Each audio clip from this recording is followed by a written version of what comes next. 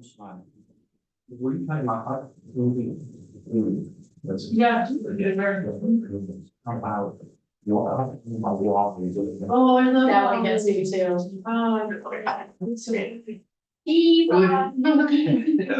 Good morning. Today is Thursday, April 25th, 2024.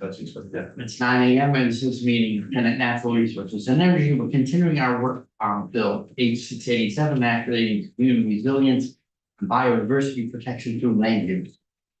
I think it's more casually known as the actions of the So, council, we have a copy of, we offered a photo of an intermediate sort of working draft that shared, with me and through me for this meeting yesterday, came from Senator Ron Truesdale. I don't know, the exact status of this proposal, because I think it's not yet it's just from Senator Ron Truesdale as opposed to I see other senators on that committee or we did as a group. So, but it does give us something to look at and see what kind of concepts are being discussed on the other side. That was really important for us to have as much of what's under discussion posted and published so that the full committee and the public can follow what's being proposed and discussed. One of the things that came up in the meeting yesterday, so I know that because it was not a final work product on your part, it's a little awkward for us to know exactly if for instance, one of the questions I had yesterday in the meeting was, is everything that's new or everything that's deleted highlighted so that it's all stuck there? And I think I know the answer, but I'm not sure.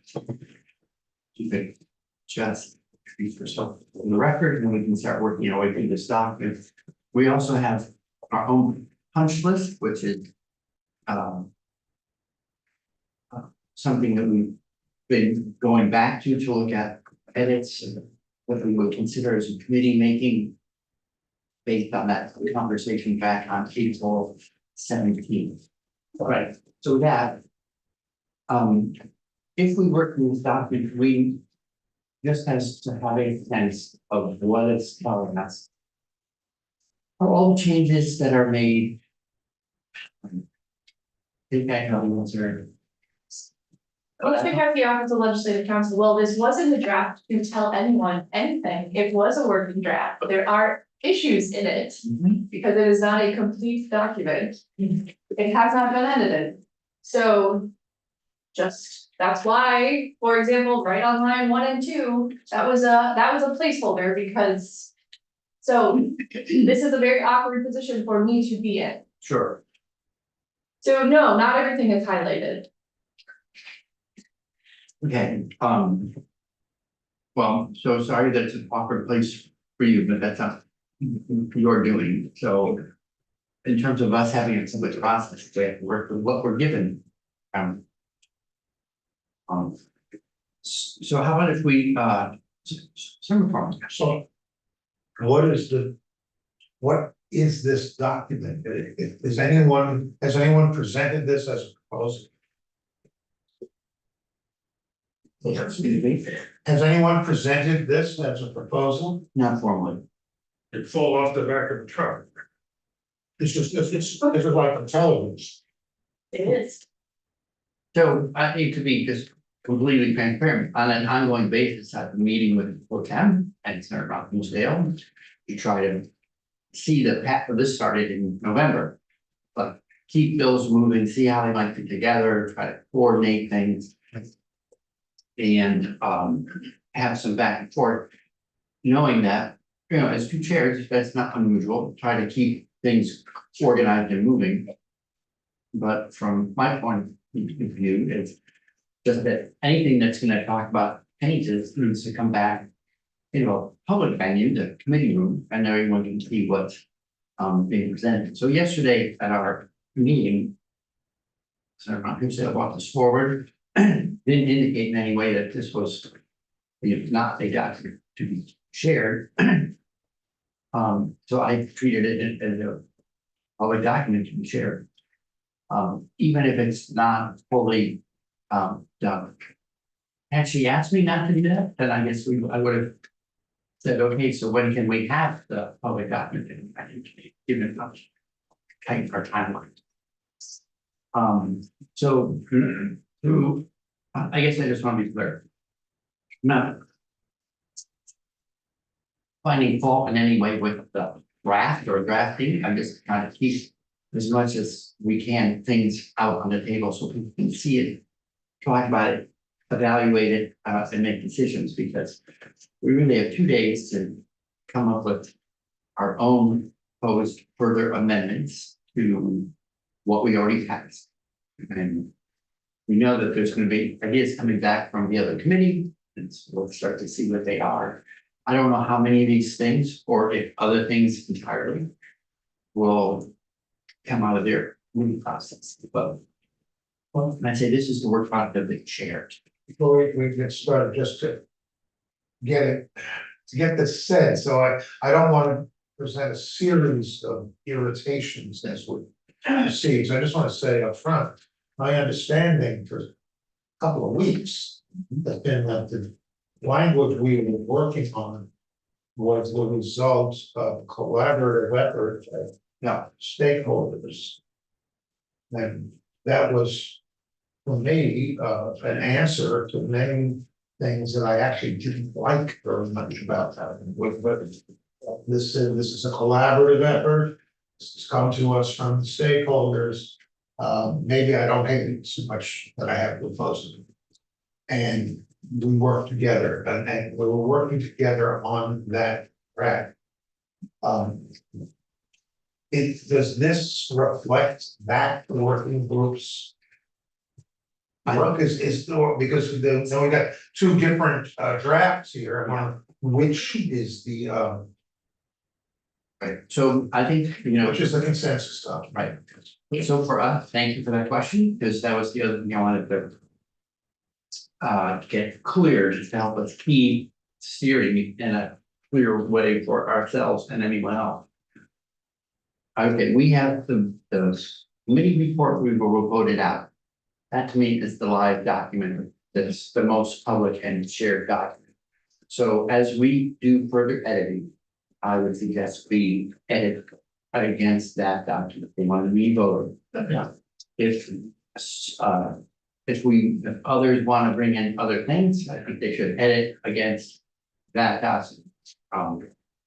So that we're looking at the same base layer.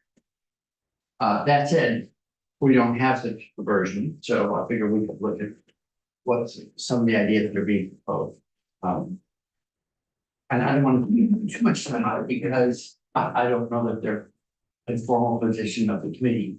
So I just thought we would sort of glean what was in here and then keep going. Thank you, Mr. Chair. I just want to note, I really appreciate that the tactic that you've chosen for us working on this document is to pull in the full committee.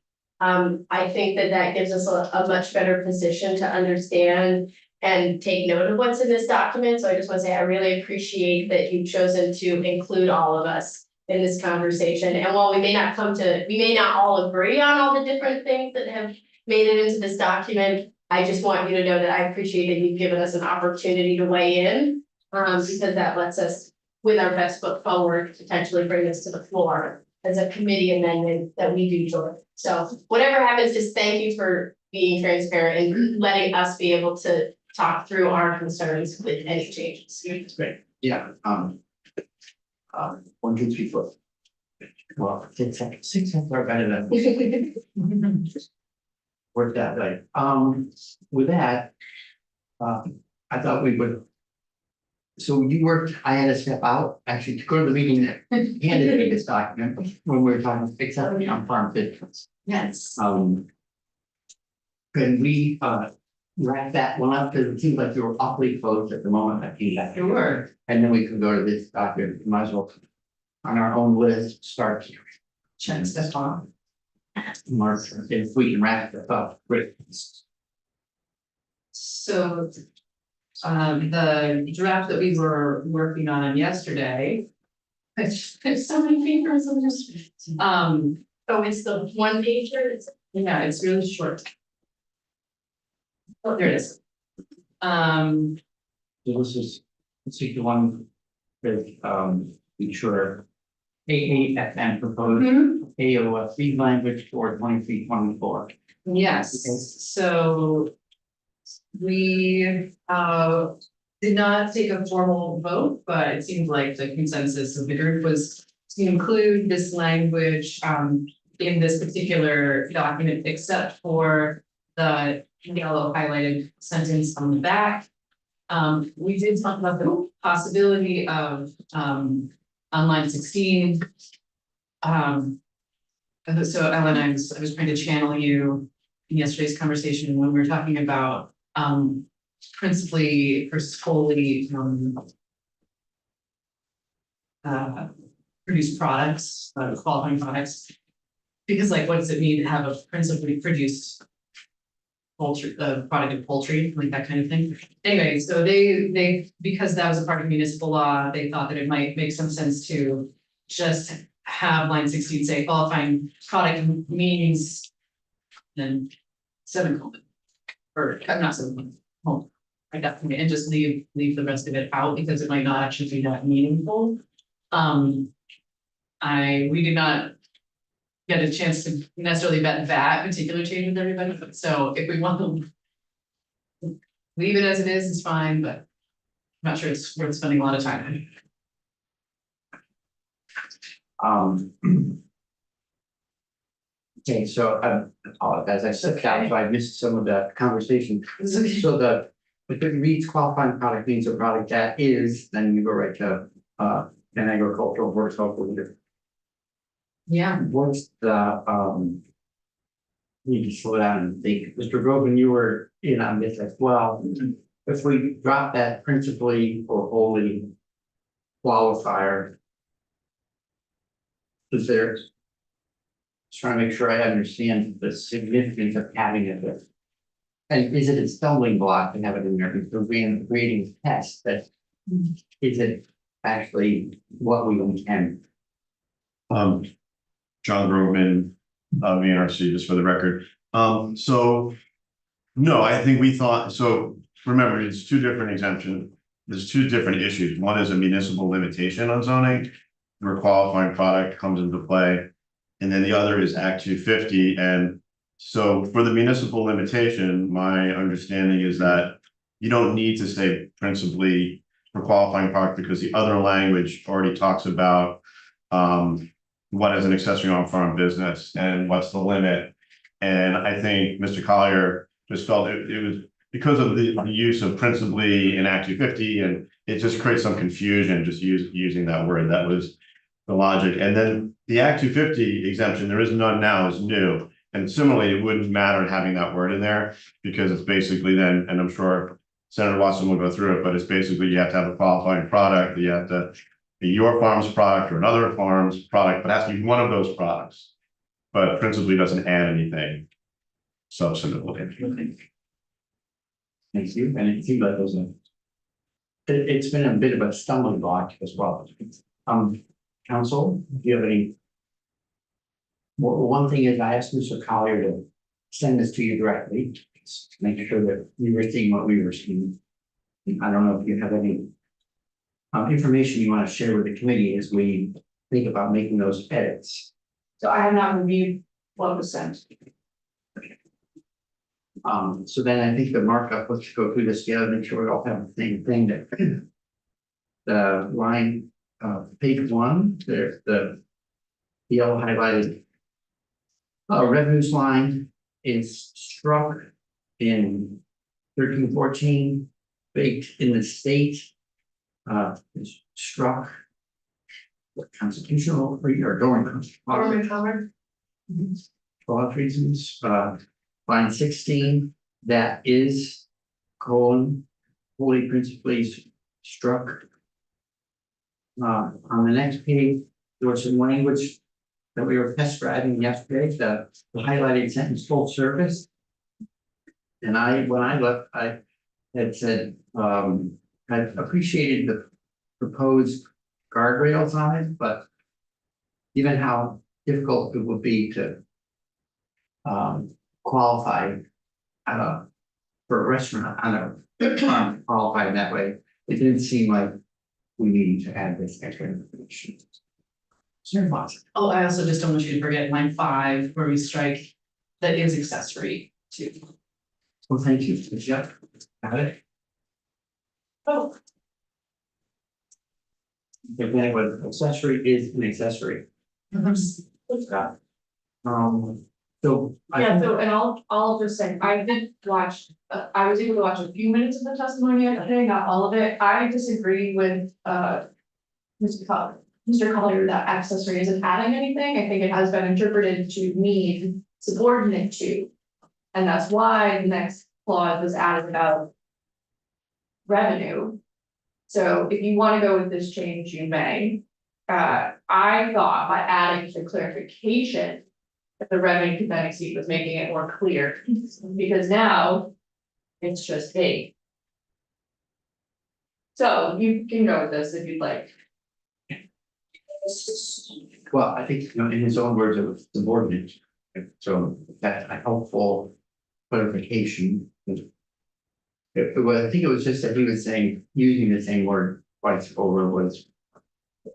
He thought was not helpful for me trying to figure out.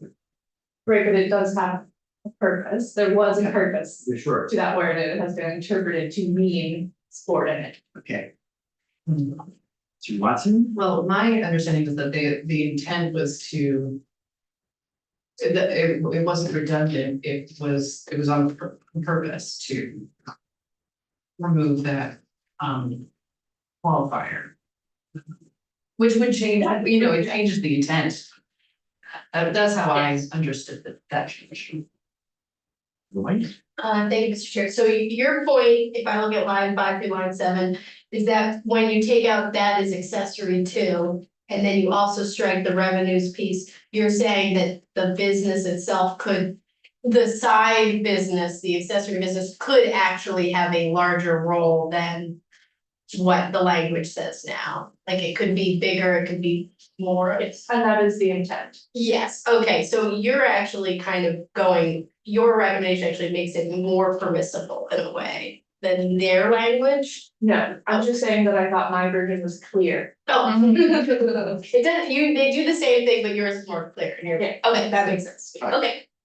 I would go with the more clear version, but. Sure, making people guess is never helpful. Yeah. So, if we substitute the word subordinate for accessory, is that worse? No, The proposal is to make sure that these businesses are not subordinate. That is the intent. Yeah. So you do want to make, that is the intent of the proponent. I want to make sure that you know that. Sure. But okay, so we just strike the phrase that is accessory. I'm just trying to, I don't want someone trying to interpret this later. Get, find it unclear and then someone's in a murky legal situation trying to read this and put it into force. So what is your, given, we're agreeing on where we're trying to get to, what is your recommendation in terms of language that will accomplish that best? the language I had proposed is what's in yellow and it's being struck. So you do not have to include that, but that was my recommendation. Oh, I see, so It's a clarification that it's not subordinate income as well. I.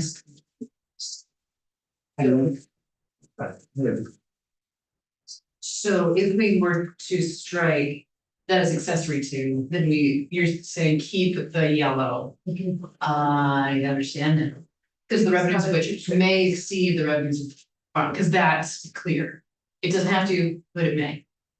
They do the same thing, I, I yes, think is kind okay, of the.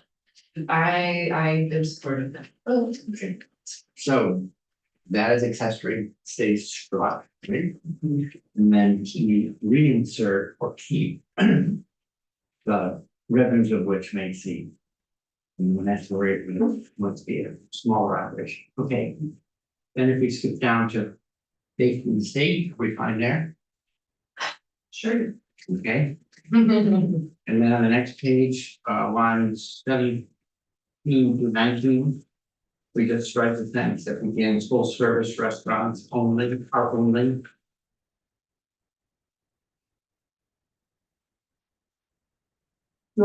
So that's a proposal from Mr. Collier. Yes, in response to our committee discussion. Okay, that's the day before. Have you learned more, slept on it, all that stuff? I'm not gonna, Don't need it, don't need those guardrails. Okay. So, Okay, are we only talking about things that are highlighted, which? That's what we want to at least think about it. yeah, this is probably our last shot on this for the moment, so. There's something else in. Yeah, on page 2, in the definitions of a qualifying product, in line 3. It's Roman numeral 5. A product manufactured on one or more farms from commodities wholly grown or raised on one or more farms. What does that not include? In terms of foods or. That's essentially that this is not a. I guess I'm not, what does it not include? Relays, like a manufactured food, maybe. it's lab grown meat. Yeah.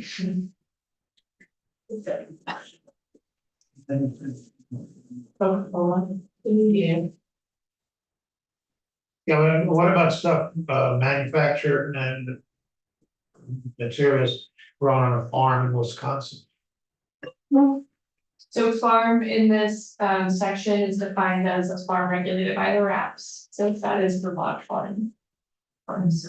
I guess that answers my question. Here it is. Okay, thank you. Yes, please. May I ask a clarifying question? It wasn't clear to me. Sure. Can you just identify yourself? I'm sorry, Sabina Haskell, Chair of the Natural Resources Board. It wasn't clear to me about the restaurant line. Are you striking that out? Okay, I wasn't clear to me. Thank you.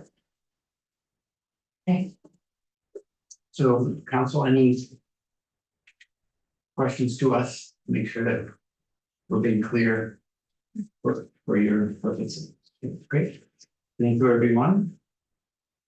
And so that is so just so I understand where we are, that will be our counter proposal to what we see in this bill, in this.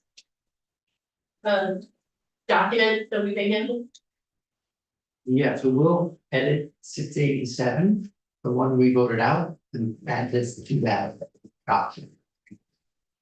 Oh, okay, so it's more of a, okay, because you said at the beginning, we're going off of that document, Yeah. so it's not that these are the. Concrete things and we're changing that, it's that we can look through this document and back to us. Right, I think with what we voted, we'll amend what we voted. And at some point could be a reconciliation, but I don't want to work off This is someone else's floor amendment. a draft, it's not sort of officially in the process here. Someone's thoughts, concept stuff. So you're welcome. Yeah, I guess I'm thinking about it as like, what are we putting in the bucket of our own amendments? Yeah. And this is going in, and I feel like we're gonna go through this proposal and pick out things that might also go. Right. Right, and the surprise to me is stuff that we have on our punch list, whatever, some of them appear in here, so it's very refreshing. So anyway, it gives us language to look at. Okay, so thanks for that. Well, let's see if we can do a relatively. Well, let's just walk through what we have and if you can. All right, there isn't that much. So, in draft 1.1 of the Robbinsdale amendment. This is a strike most, so it strikes the sections that I wrote and replaces them with sections, but not all of those sections have been changed.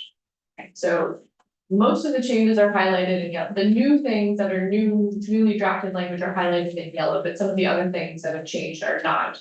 So section 1 has not changed at all. Section 2, some things that are not highlighted. Big picture, what this amendment does is it does not change the name of the board.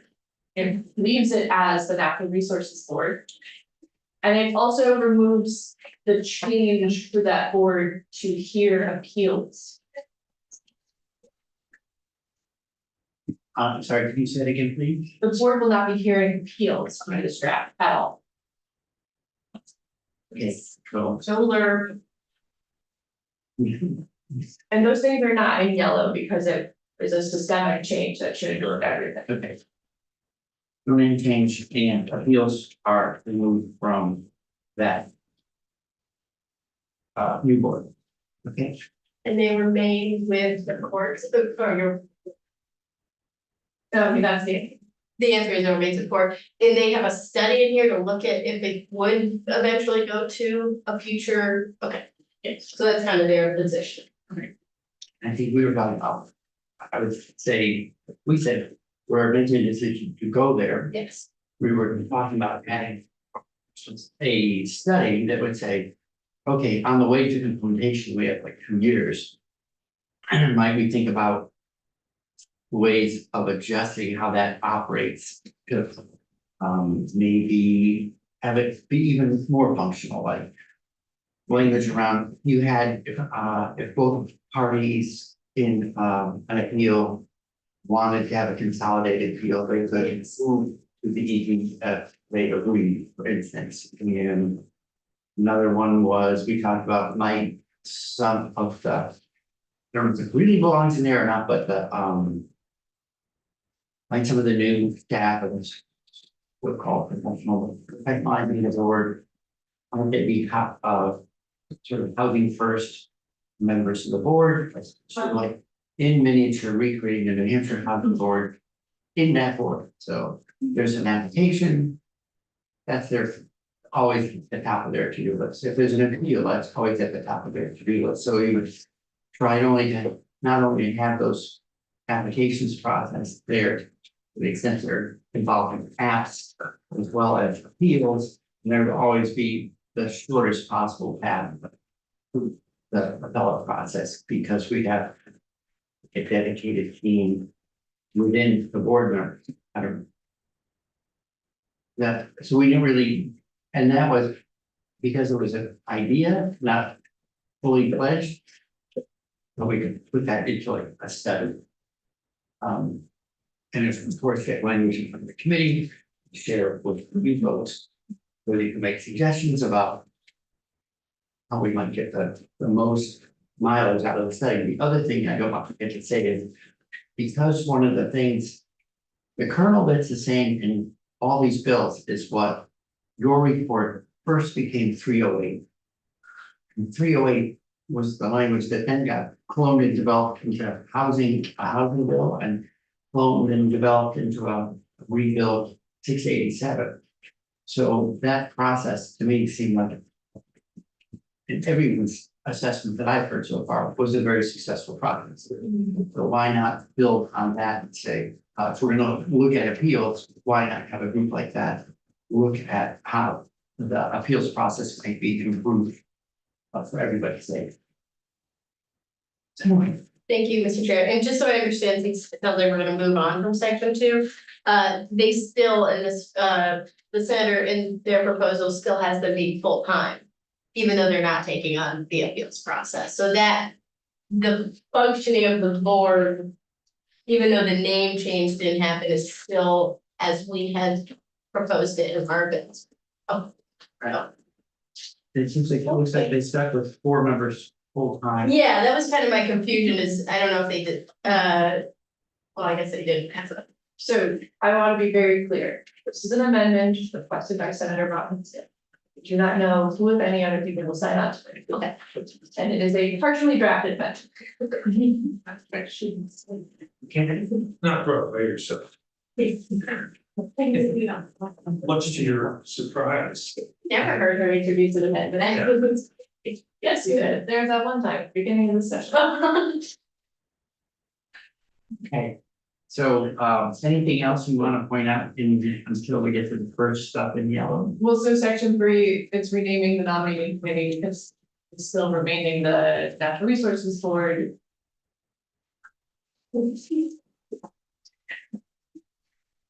Here, yeah. Section 4 removes the rules adopted for procedures on appeals. But leaves adopting rules or guidance on adoption of regional plan maps. And tier, yeah, regional maps.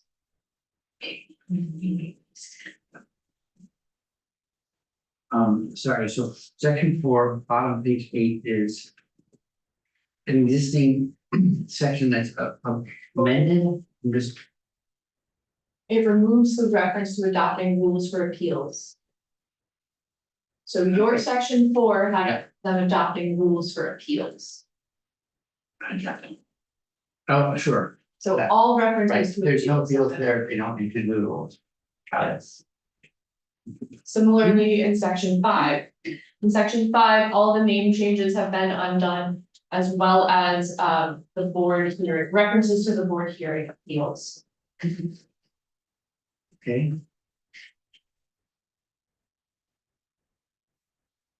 No changes in section 6.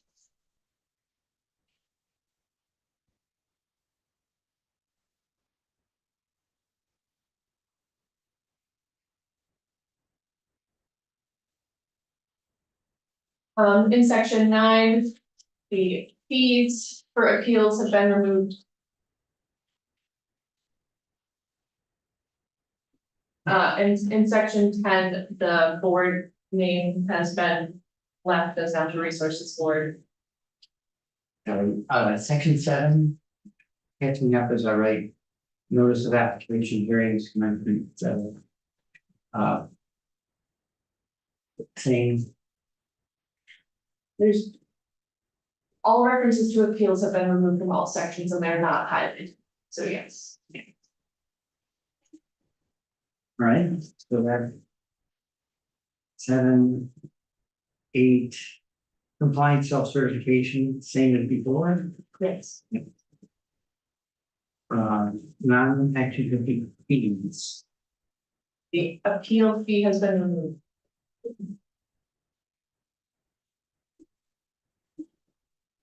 Otherwise, not change, unchanged. 10,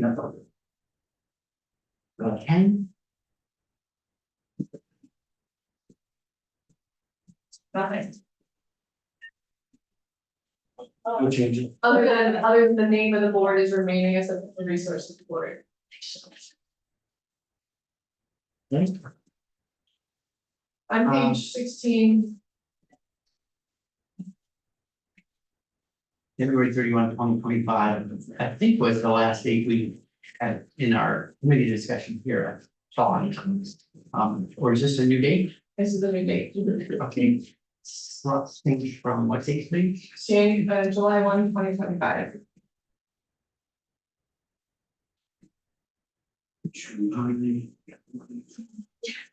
So this is soon. Yes.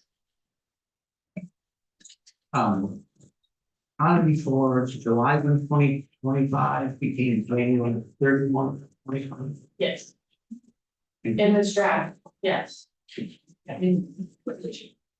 Well, I remember us talking about shortening up the timeline, I just didn't. Don't remember if we had used that same date.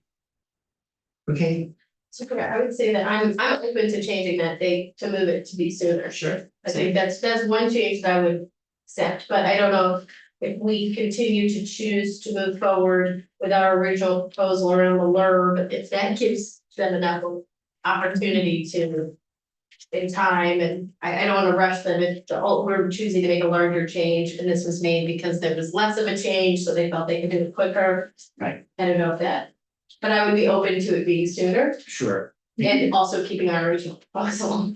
Okay, I'm highlighting that one as what is it?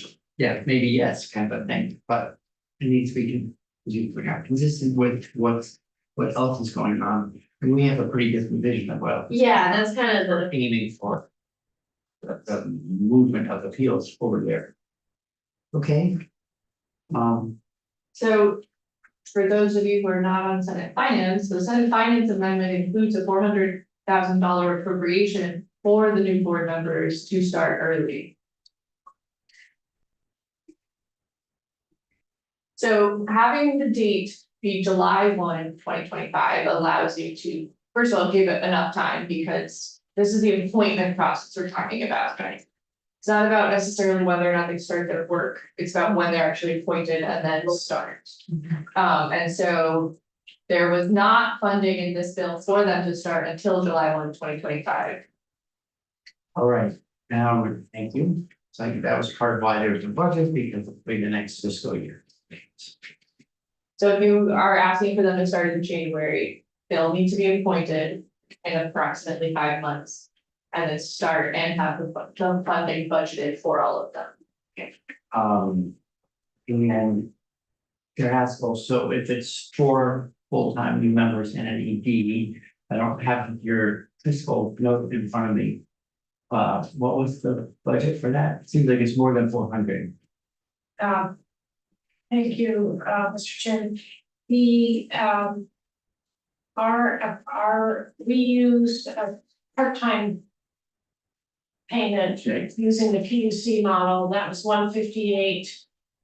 Including benefits, so another third added on would be probably closer to 200 with benefits. Yes.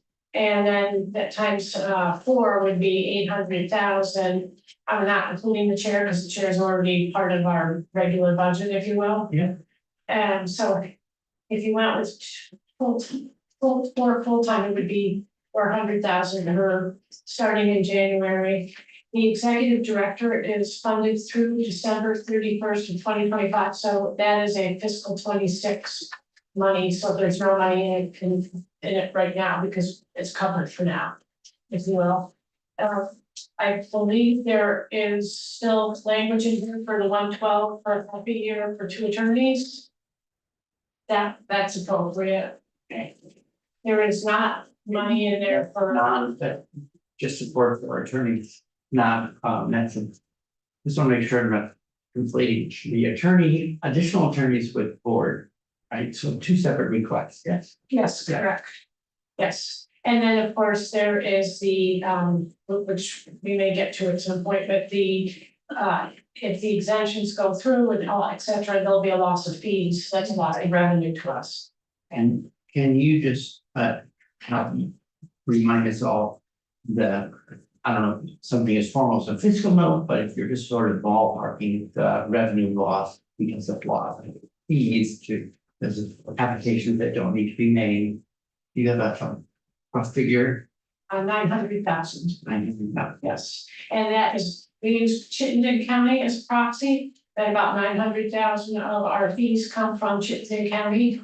And it also represents a third of our permits, also represent housing. Yeah.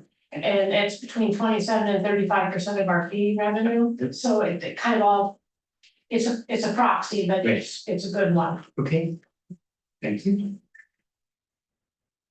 So we're on to 11A, which I think it's something we've on our punch list, but this is a study committee with a different goal.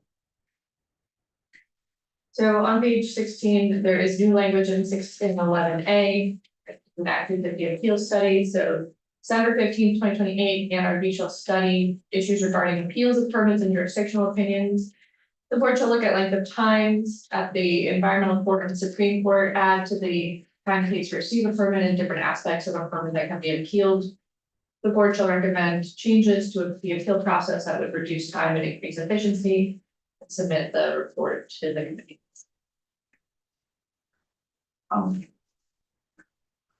So as we have good information, I do feel like we've answered some of these questions as we've been working in this bill already. But I'm just going to flag that is we'll look at our own version of appeal study. And is the committee generally in agreement like that the group that wrote the necessary updates report seems like a good group to reconvene to address this. Yes, 100%.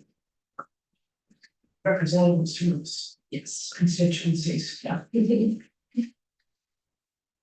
All right, great, thank you. Mr. Chair, could I just make one comment about this, as you talked about, I would really strongly urge, I just would want to remind the committee that this is an issue has been studied a lot over like a long period of time. You know, going back to the comprehensive work of the committee on the future of Act 250 and The shelf there. And so VNRC, obviously, we strongly support moving to appeals now, and for the reasons I think Representative Baumgartner really articulated well. About how that would really holistically strengthen Act 250, but if you're gonna have a study, no matter what you do with the appeals, you really should focus on how. Like answer some of the questions, like as you said, don't retread the ground that we've tread. And like some of the questions about, well, how would the board implement it? How could you consolidate appeals? How could you address some of the responsibility of the board in terms of running the program and hearing appeals, some of those issues that have been, so if it would be okay, I would be happy to work with others on the proposed language. That's exactly Yeah. what I was gonna ask. Okay.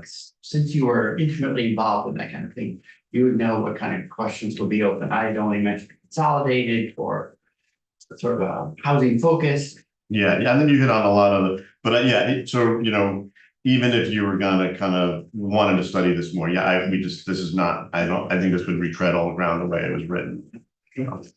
Is that something you could work with others on so that we could see it maybe by the end of the day? Sure. Okay. Yeah. If you could email it actually to every member of the committee, Mhm. and to June. And to Ms. Haskell. Yeah. Oh, well, I don't know who you're planning to work with, but Anybody who, I love working with the NRB, they're wonderful. Thank you, Mr. Broker. Thank you, Madam Chair. great. Thank you for that. Ms. Megan Sullivan, Vermont Chamber of Commerce. Since it's been stated, I just have to respond and say the Vermont Chamber of Commerce is opposed to moving appeals to the board and feel strongly that appeals are a legal process that need to stay in the courts. Though we are supporting the professional board to ensure that commissions and coordinators are working in timely, effective manners. We have offered that we'd be happy to look further into understanding, you know, what are the issues that are causing appeals not to be done in a timely fashion. Are there ways to approach that, whether that is looking at moving or looking at how to work better with the courts. That compromise is fine, it's not while it also is moving, and the issue of appeal was not part of the compromise that was made.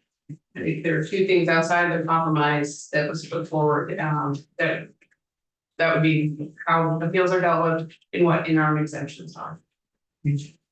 Thank you. Well, honestly, I think we have an opportunity based on all the work that's been done, going back to preceding the Act 250 X 50 years report. Had conversations in this committee ever since I joined this committee about addressing it. While rebuilding a stronger NRB, like by restaffing it at full level, seems like an opportune moment to make a change. But we also have the benefit of a 2-year transition, 2 years of money going to the environmental division to add capacity there while we're contemplating how to make that move in detail. So for anyone who's housing focused, I know that I would just say the current pathway isn't going to the environmental division. It's going to get beefed up in the interim while we figure out the details of how to implement appeals in the future at the board. I would hope people could tolerate the awkwardness of having to think about two things, which is we're building a new appeals process. We're also providing more resources to the existing one. So anyway, I look at it, we're gonna have in the next 2 years, appeals should be better supported and hopefully more time. Your wife. Just so I can understand your statement a little more, are you making a suggestion on the direction for language? Specifically, are we looking at, because personally, I don't support the proposal we received at this point. Yep. And if I understand your statement correctly, you're kind of actually in the middle between the two? No, I'm saying, sticking with our own language we voted out. Okay, And just, but one thing we talked about was on the punch list. I never got to it. Mr. Groveland's gonna help us get to it sooner. okay. What is some language about how you might actually have a study group that would make appeals as functional as possible once they're moved over? But still enacting in the bill that we, or our group will support that it does move. Yes. Okay, that is really helpful information to me and I support that direction. Okay. But I think it does help potentially alleviate some of the concerns we've heard from folks who worry about the transition away from the courts. Right, so, Senator McCollum. Yeah, the idea of appeals to the board or appeals directly to court. My understanding of administrative law is that it's standard procedure that your first appeals are in-house. When an agency makes a decision that you as a citizen want, the first place you appeal is to that agency. And then if you're not happy with that, you can go to court. Am I right about that? It depends, it's not uniform. Not here, but it is common. Yeah. Yeah, under the APA, it's usual. So A and R permits don't function that way. A and R's permits don't function that way. Now they, no, but they have. As, Sure. okay. So it's an option. Yeah, thank you. All right, so, keep cruising along, section by section. Give it a sense of what's your change. So the next change is in section 17, is on page 23. The new section, this is the accessory on farm business language. And 17A is being Act 250 exempt.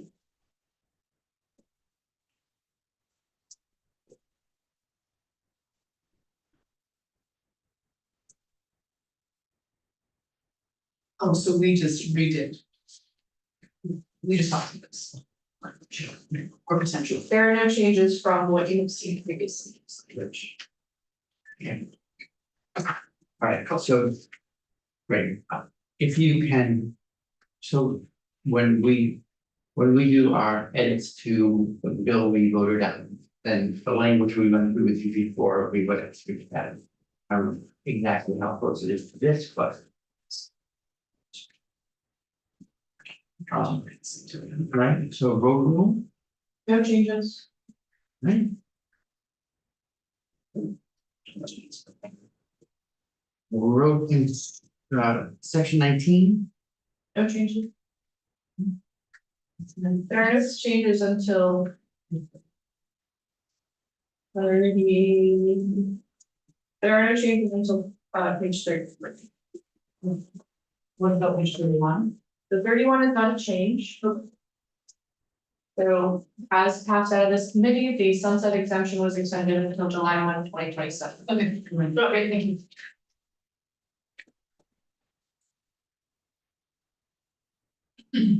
So on page 33, this is the section regarding the approval of regional plan maps and tier 1B areas.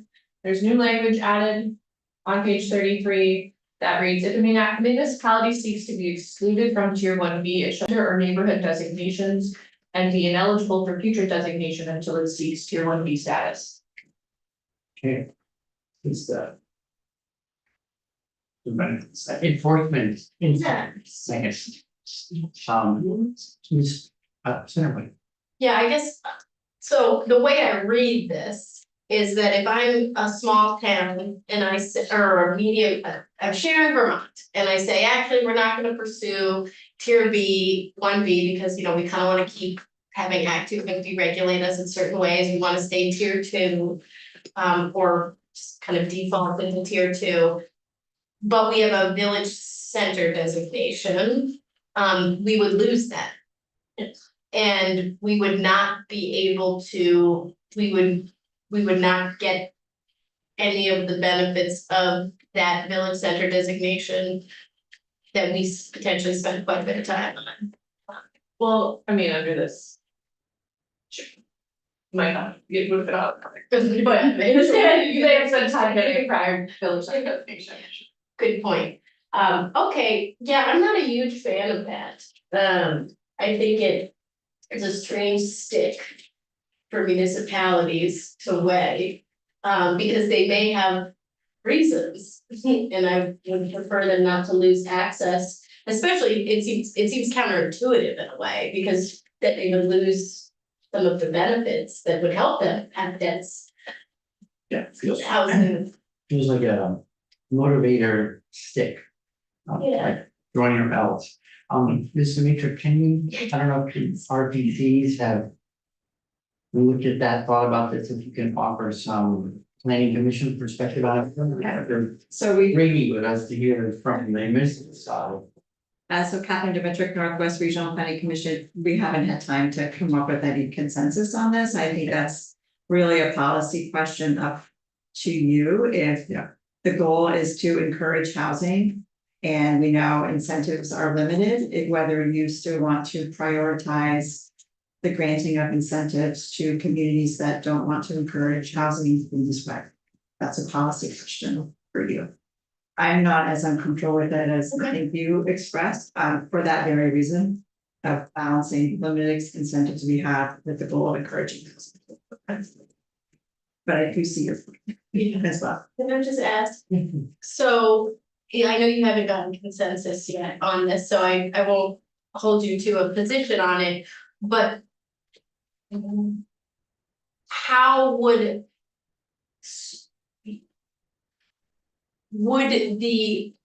a valid reason be to not seek tier 1B status? Be that you, as a community, don't have the, like you have a new select board, you've got a new planning commission. You've already kind of moved down another track, you've done stuff, and it's just not something you're gonna do in the next few years. I mean, I'm worried that what this language would do is there are communities who may wanna not quite pursue this just yet. And then they're gonna be out of luck for some of these incentives. So do you have, are there communities that do you think that Vermont communities in general are well staffed enough? Who would be considering the tier 2 versus tier 1B? Like, is that a decision-making point for them? Because I don't necessarily think it's communities going, hey, I don't wanna be in tier 1B because we don't want housing. It's just a different strategy. So I'm wondering if there's been any consideration for whether or not this is just a timing question for certain towns rather than like a position on housing. So the way the bill is drafted now currently, tier 1B status accrues when the regional plan maps are adopted, and then it municipality would have to opt out. Yeah. So it wouldn't be them applying for it, it would be them choosing to opt out of tier 1B Okay, status. that's helpful. And so with that decision to opt out, this consideration would then come into play. If we opt out of tier 1B status, then we would potentially lose our benefits that come with designation. So it would be a balancing act that community would have to think about. I do see your point and the concerns that you've raised, and there may be a middle ground where, you know, the designations have levels of benefits, and perhaps not all benefits are lost, but you Yeah. can't achieve the highest, Yeah, you know, the highest level. So maybe there's a middle ground somewhere in there. I would be open to that conversation more than just an automatic. You don't get to, like, if it was, you couldn't get to, I forget, step 1 best or step 3 is best, whatever. You couldn't get. Like step maybe you only one. get step 1, Yeah, if you're tier, that if you're too. not tier 1B, but you can't get the higher benefit. Yeah, I'd be, Maybe some middle ground. yeah, but thank you for the opt-out point, that I forgot. Okay, great, thank you. Welcome.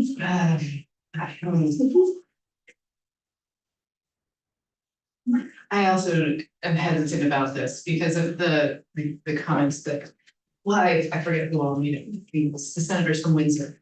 But something about, you know, that there may be towns that use Act 250 for their zoning and to punish them for opting to do that. I have hesitations about keeping this. It's an interesting, Food for thought. I'm just flagging you this, keep thinking. So, alright. yeah, you don't think. Oh, was it? Okay, I was gonna think. I mean, that's. Later goes on to it. Ah, that's interesting. We get tier 1B, you need some zoning, you need some. Yes, and you need to do, well, I actually haven't looked at, I haven't fully digested what the, did they change the tier, what you need to do to, okay. I need to digest that more, So, all right. I already feel like we gave, making it opt out rather than opt in. This feels like a step further. It was last week, now, we're gonna go further. Okay. Section 28, No changes. There are no changes until,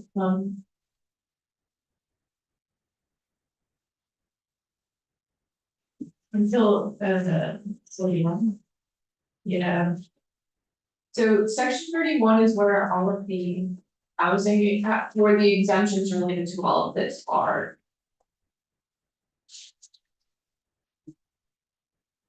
Page. Page 41. Mr. Chair, have you heard whether or not there's a subsequent draft to this? this, Truck passing down the line again. Yeah, it's only 10, so. the only version that I have is what was handed to me yesterday. Okay. So. This draft.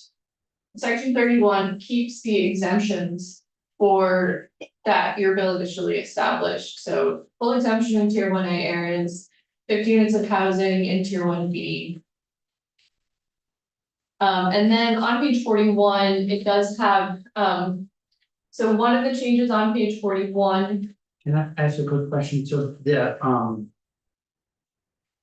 these the page 40, like 7 through 21, are those the same conditions as in 311 that we looked at before? This is the language from you, the document that you passed. Oh, okay, this is, So we passed 1, 2, and 3, right, section 31. Yes. Mhm. Also AA, BB, and CC. With the, so yes and no, so on page 41 on line 7. So a change here, your version had a sunset on the accessory dwelling unit exemption. This has removed that.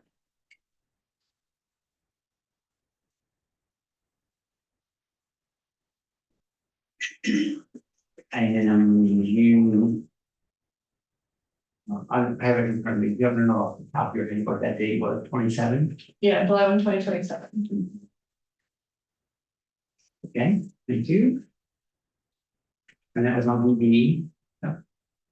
Yep. And then when we get down to BB, So this is sort of the big proposal in this bill here, for this draft. So this is setting up some different interim housing exemptions. So. Until July 1, 2029. No permit amendment is required for any of the following things. In regards to housing. So number 1. Housing projects, or growth center or NDA. So that is any housing projects are exempt from Act 250 in those areas. Of any size. Correct. What is the largest? You could just be, you could be like 500 units. Yes. Okay. Whoa. so And on any size set of land. So we had talked about exemption was on 10(8). Yeah, Okay. And that's an opening salvo right there. Oh.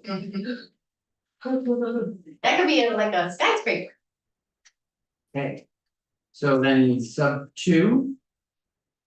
Is If the, no, So just, but just I'll pause quickly, so to remind you, in your draft 4.1 that you passed out of committee, you passed 75 units or fewer. In a downtown with a 1/2 mile around the boundary. Located within the same municipality, new town center, growth center, or neighborhood development area, so almost the same areas. And then it didn't count towards other areas and not within map corridors or floodplains. So this has no limitation of floodplain for the quarter, so you could put this building with 300 units in a floodplain. In a designated downtown, That is, yes. without any kind of permitting. Well, I mean, It's process. presumably it may still be, need to get other permits. Yeah. Talking about Act 250 here, so Yes. municipal zoning may apply. Yes. and the list of designated areas has altered subtly over time, so this one was designated downtown. I thought the new town centers, for some reason, dropped off the list before. Partly because there was 2 of them, There are 3 of them. 3 of them, sorry. 3 of them, I don't want to short anybody. Your exemption includes new town centers. You know, designated growth center. Neighborhood development areas, so village centers are the one thing left out. In this paragraph, In this paragraph, that's why we're going on to the there's next. so many things in these 2 pages. Okay, This is a full exemption for housing in those areas. okay, Next, sky's the limit, thank you. next, we have a fun one to draft. So a project located on a single tract or multiple contiguous tracts. Consisting exclusively of mixed income or income housing or mixed use. That's the definition of priority housing project. Up to 75 units or any combination thereof, and located entirely within a designated village center. So there's some creative drafting here because currently village centers do not have priority housing projects under the definition of priority housing projects, so this is the substance of priority housing projects for village centers. 75 units.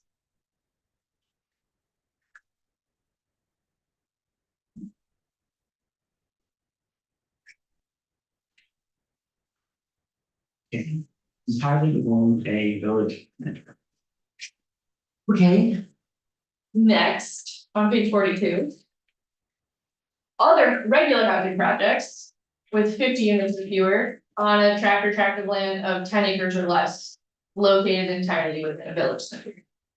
So in a village center, you can either do up to 75 units of priority housing.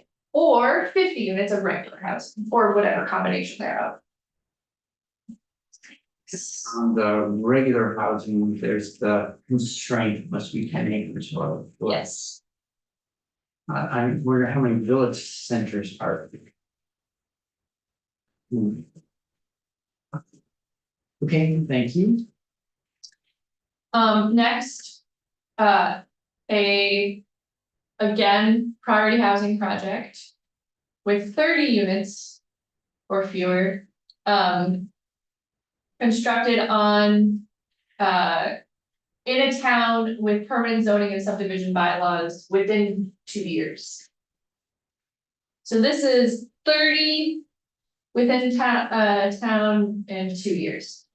There's some rough drafting here because I was asked at 9:42 AM to submit this document, so this perhaps needs some work, but,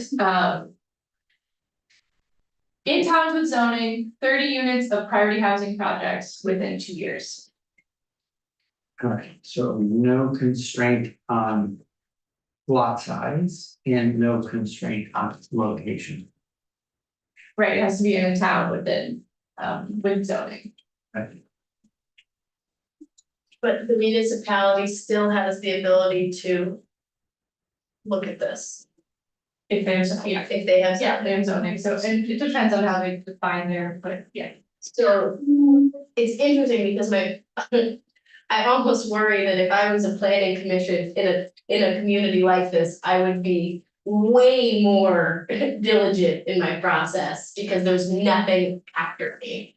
For review in some of these situations, so some of the concerns I think we've heard of municipalities being too constrictive. Well, if I was looking at this and I was the only funnel for reviewing in a way, I would be much more intense in my review of a project.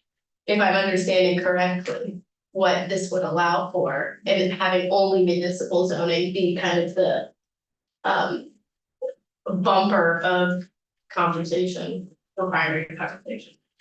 Interesting, and there's nothing to do with you're like a condominium could be, wow, those are, this is, I'm just trying to wrap my head around, it's very different. This could be a ski resort, it's a house, this could be a ski resort. A housing project could be condominiums that are also non-resident. They could be a second resident. They can be they can be, sure, I mean, they could be second homes, doesn't have, that's not a qualifier, that's sure. Okay, so this, Ski resorts are a little more complicated than that, but you're right, that's good, yeah. But it could be one, yeah, I understand, okay. Okay. We have had sometimes in past discussions about the capacity of a town to sort of take over all the responsibilities. Things along the line, but besides, one shorthand has been permanent zoning and subdivision bylaws. Sometimes we've also said, you know, we've made a statement about staffing level. Have those, I'm just trying to think of if we sort of drop those over time, or just relying on the presence or absence of permanent zoning bylaws to help us qualify the capacity of a town, the inclination of the capacity of a town to regulate.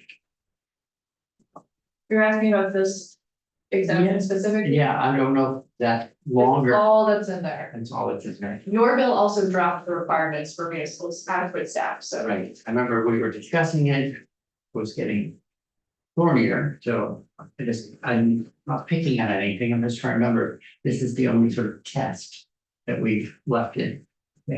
This is the proposal from a single senator and their amendment as it is drafted in this draft. Senator Watson. A couple things that I don't like about it. One is, anytime it says located entirely in the designated area, I think that is too restrictive in the sense that a lot of our downtowns are in floodplains. And we need to start thinking about getting out of floodplains. So that's one reason that I like our version better. And in addition, I think that the limits are too high. I would rather be looking out more broadly and keep reasonable limits. Plus, if I recall, some of the limits like the 50 units on 10 acres. I recall that was as much as anyone would reasonably want to build on 10 acres. Or at least that's how that number was arrived at. That's what I heard in testimony. And so I would rather stick with a number that is grounded in the assessment of professionals. Right, so big change there, let's keep marching along so we can maybe finish the review, sir. I just want to note, as you think about this, that the exemptions, except for the last one, in the town with zoning subdivision, which is it already very broad, but even the other ones within designated centers and village centers, there's no requirement that they have zoning and subdivision, and especially village centers, there are many village centers. Because it's, as we've discussed ad nauseum, they're not land use designations right now, so they're not required to have zoning and subdivision, so that's another problem, and the floodplain problem. both sort of compound each other, and then there's the problem of trying to sync it up with the 1A, 1B. This kind of goes all over the place, like in terms of allowing exemptions that you're gonna have to scale back and pull back when you have the 1A and the 1B. And the reason we didn't, we supported not requiring staffing requirements in 1B is because remember, it's based on mapping. That's gonna be based on detailed RPC, mapping and analysis. And it's only 50, and the exemption is 50 units on 10 acres or less. In the end, they're not as broad as these. So I just wanted to provide that context as you think about this. And I don't know, Katie, she's more of an expert than I am, but if there's anything else you'd wanna, just as the committee thinks about it.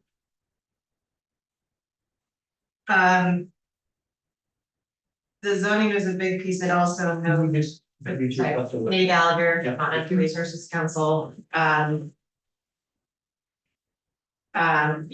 committee has already brought up several of the points that we were concerned about, such as the removal of the exemptions in areas and river corridors and floodplains. There also seems to be a little bit of a potential conflict in how towns would be making decisions when you have these exemptions in areas that don't require zoning, that allows for 50, 75 or more. And then you have and the number 4 exemption, 30 units of what would be a priority housing project, but with no zoning. So it's just kind of a weird, I'm sorry, with zoning. So you're allowed 30 units with zoning, but more without zoning.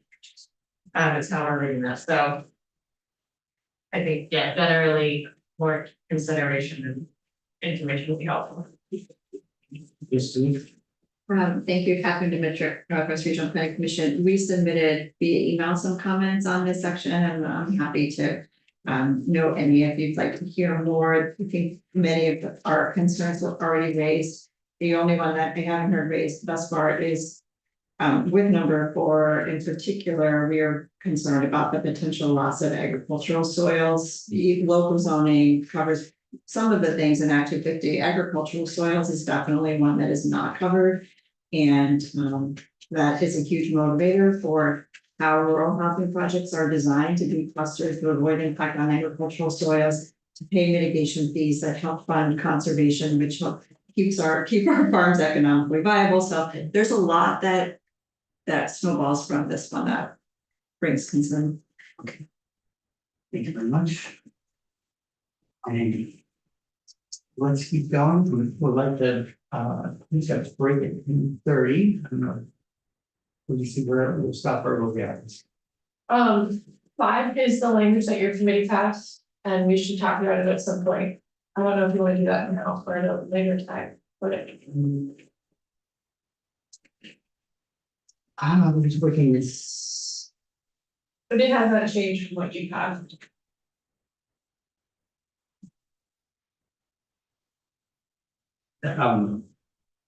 You want to talk about it because it needs work? Well, I think trying to square up these programs, they seem. They don't seem this amount of drafting. They don't seem. Well, that's what happens when you ask for an unfinished draft. Yeah. So yes, please suspend your disbelief that these 2 things don't line up. But yeah. Okay. So noted. Okay. So let's keep going. Unless there's anything else you want to flag other than 5. Line up. One of these things is not like the other. Got it. Section 32. Section 32 is new. Section 32 amends 6007, which is where jurisdictional opinions are established. So there's new language being added to the jurisdictional opinion statute that reads, notwithstanding any other provision of law to the contrary, if the activity that is subject of the request for a jurisdictional opinion is construction of improvements for a housing project, the request shall be made by either a minimum of 3% rounded up or where the project is located or any 25 persons. So is this changing the standard for who can request a jurisdictional opinion for housing projects? It's setting a minimum threshold. Okay, so currently there is no such threshold. Correct. Any person can request a jurisdictional opinion at any time.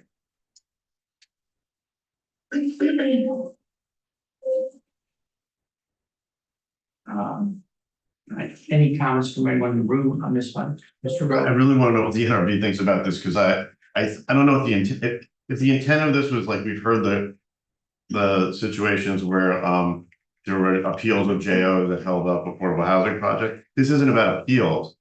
And having worked at the NRB, it raises concerns for me about enforcement, because if there's, someone could build something that doesn't qualify for an exemption, and my understanding is the NRB can't on itself ask for the coordinators can't ask for jurisdictional opinions themselves, so I'm afraid there could be a situation where no one could ask for a you can't find 25 people, and so no one could ask for a jurisdictional opinion, then you can't analyze whether or not a project, needs a permanent violation or not. And so I don't know, I'd like the NRB to think about this, like I'm not sure that was the intent of this.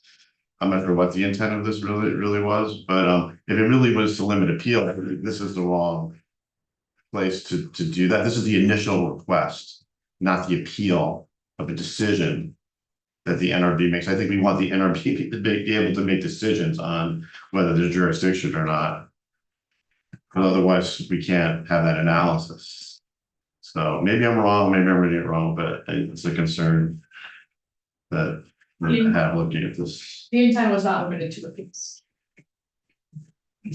And does the, so I don't know the NRB process well enough to know, do you as a matter of course within an application and say whether, is one of the steps always a jurisdictional opinion on the front end, like, oh, could you actually be here or not? Which is kind of like your own, is that standard operating procedure for evaluating an application? Permits, BPL, Executive Director of the Natural Resources Board, permits do include a jurisdiction statement, but no one is required to get a jurisdictional opinion before they apply. So there is somewhat of an assumption that jurisdiction applies to a project. If they've submitted an application, but if there's an issue there, the coordinator would flag it out. Does the commission or NRB ask for a JO ever? Like of your, I don't know if that's what Mr. Grove would say, like of your own volition, you say, we're gonna formally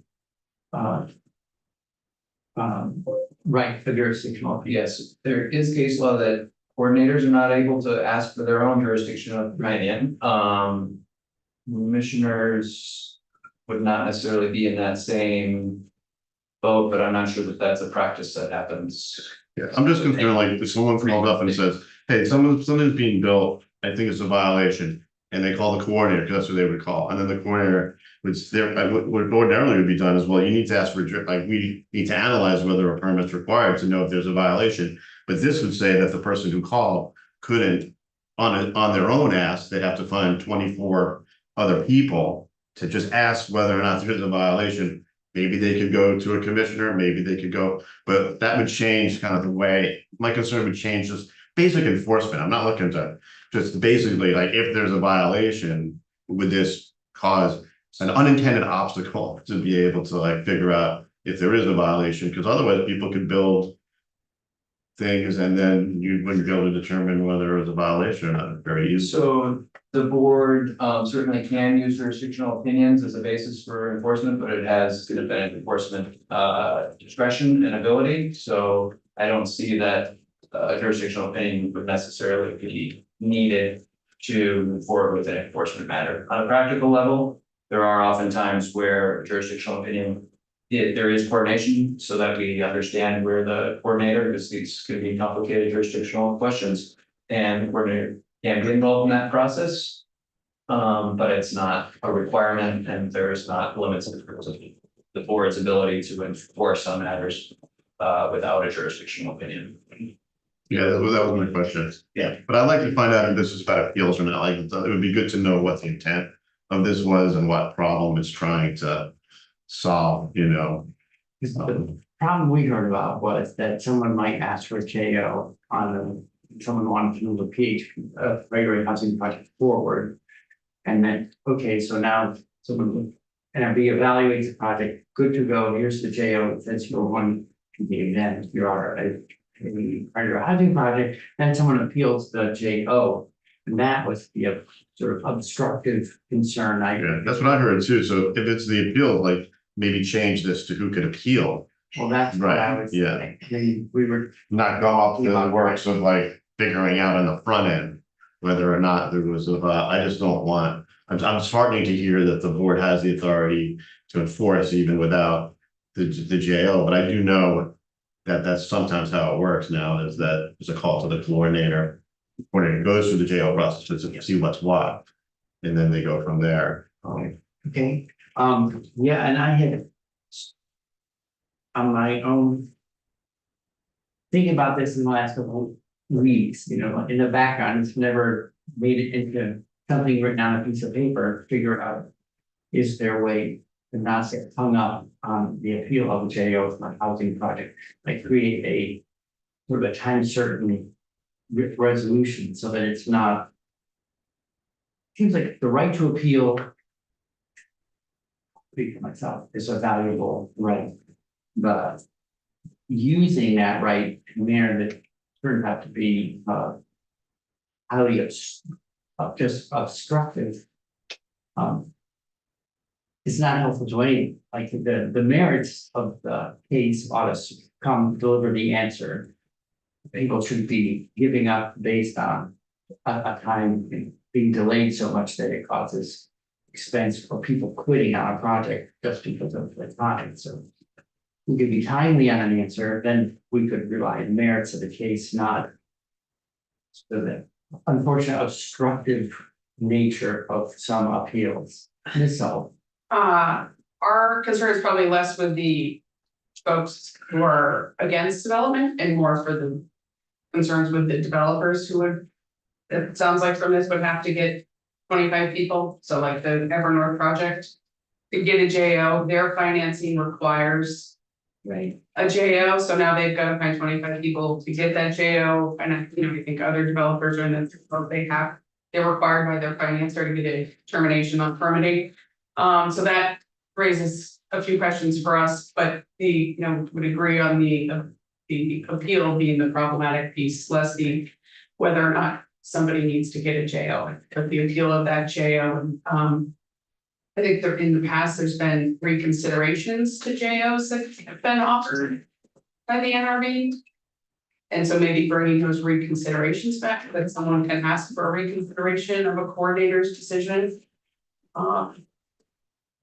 Rather than go through an appeal process, that could be done in a more timely, definitive manner.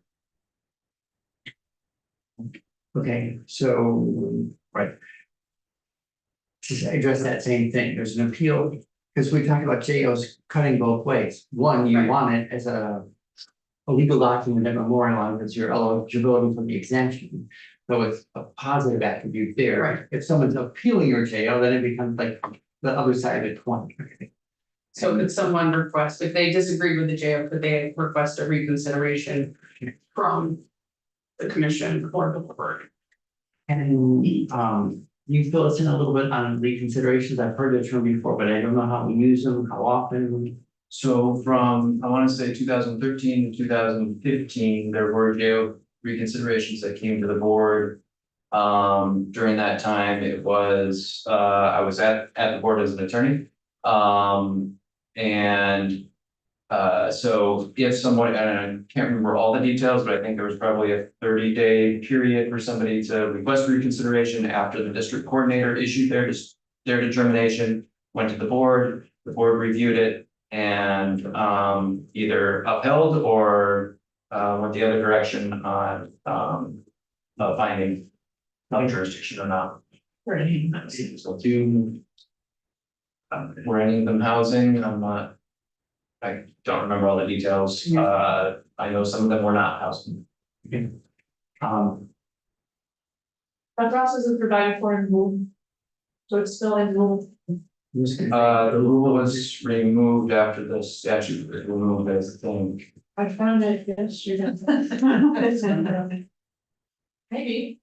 I heard about a rulemaking in 2015.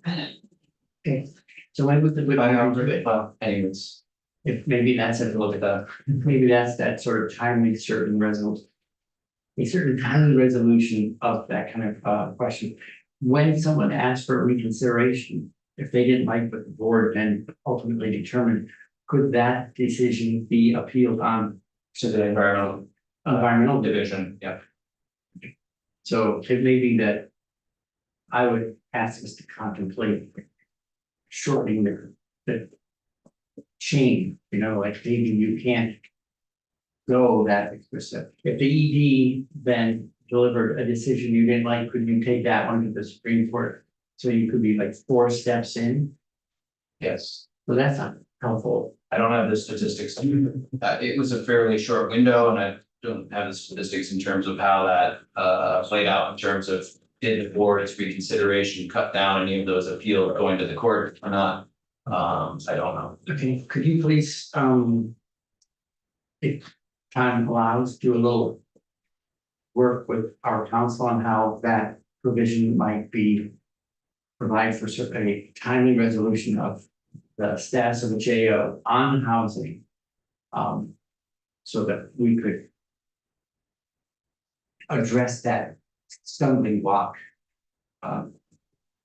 Basically, get to the merits, win in the merits in a timely way, or lose in the merits in a timely way, but the timely will be important. Okay, so take a break. Yeah, perfect time, I think, to take a break, so we will resume section 33, page 44. Great.